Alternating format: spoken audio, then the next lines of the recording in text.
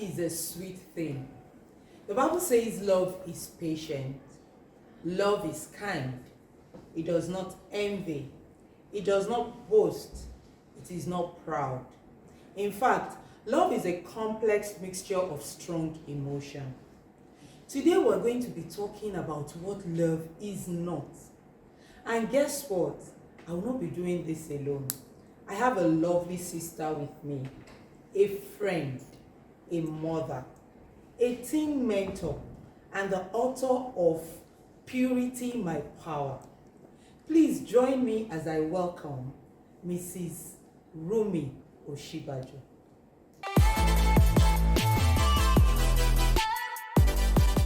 Mrs. Oshibaju, I'm so excited that you're here to share with us today. I know you've been married for like 18 years now. Okay, so we're going to start by you sharing your experience with us. I want you to share what it feels like to be married for 18 years, especially for somebody out there who is in marriage or who is about to talk to us. What does it feel like to be married for a while now? Thanks for having me, and it's a great pleasure to want to talk about the subject marriage, because marriage is actually a beautiful thing. Yeah. Marriage was ordained by God, Yes. and through scriptures you can see how God has always wanted a man and a woman to keep each other company. Marriage is beautiful, but then myself, I sometimes don't even believe I've been married for this long. Wow. Sometimes it feels like I've just been married for say 5-6 years. Because it's sweet. Yes, because God has helped us this far. Yeah. But the truth about marriage is both parties have to understand that marriage is hard work. Marriage is hard work. You need to do the work to make marriage work. Marriage is commitment. When I mean commitment, I mean you have a focus. Whatever you're not committed to, you're not putting your best into. Whatever you are committed to, you always want to do the best to ensure it works. Marriage is also sacrifice. A song says a little here and a little there. That's what marriage is about. Sacrifices. One wants to overlook some certain things. One wants to forbear some things. One wants to just let some things slide. Not because it's not your right or because you don't know what to do, but because you understand that for this thing to work, I need to make some adjustments. Yeah. So it saddens my heart when I see young people 2 years, 3 years, and they say they are going for a divorce or they are at a mediation center because they are having issues. And then to make it even worse, some of them say it's because of irreconcilable differences. But the truth is, if you're ready to walk in marriage, if you're ready to sacrifice in marriage, everything can work. It's just a case of both parties understanding that this thing that we have come together to form, we should nurture, we should help to grow. So what will it take me to ensure that this thing grows? Make some necessary adjustments. Marriage is beautiful. The truth is, marriage is beautiful. I want you to understand that for some people who, if you have to engage in conversations with people who have lost their spouse, maybe the husband lost the wife or the wife, they will tell you how much vacuum, how much emptiness they now feel having lost that spouse.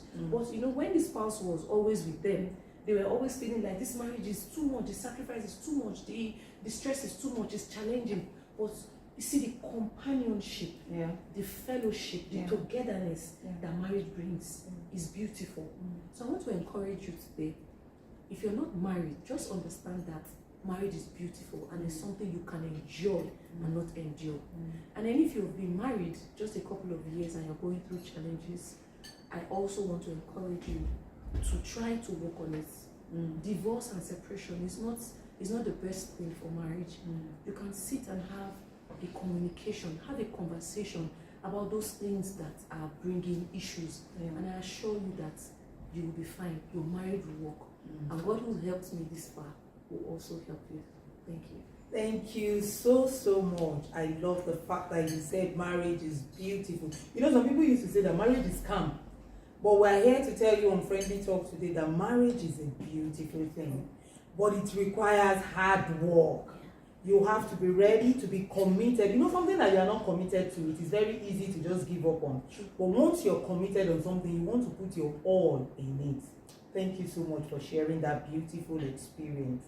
You mentioned something, and I'm going to take it off from there.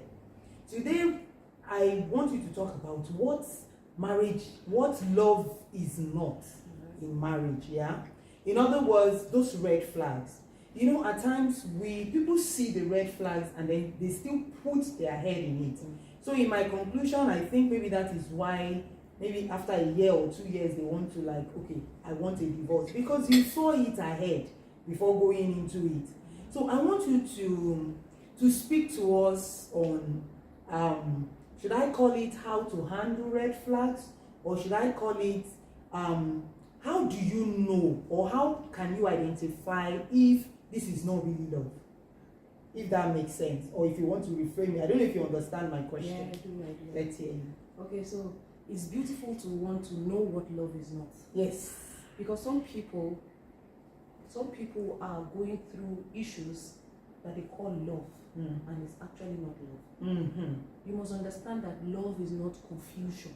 Ooh, I like that. Love is not anxiety. And love is not also you always trying to prove your worth. If you have to always prove your worth, you're in the wrong place.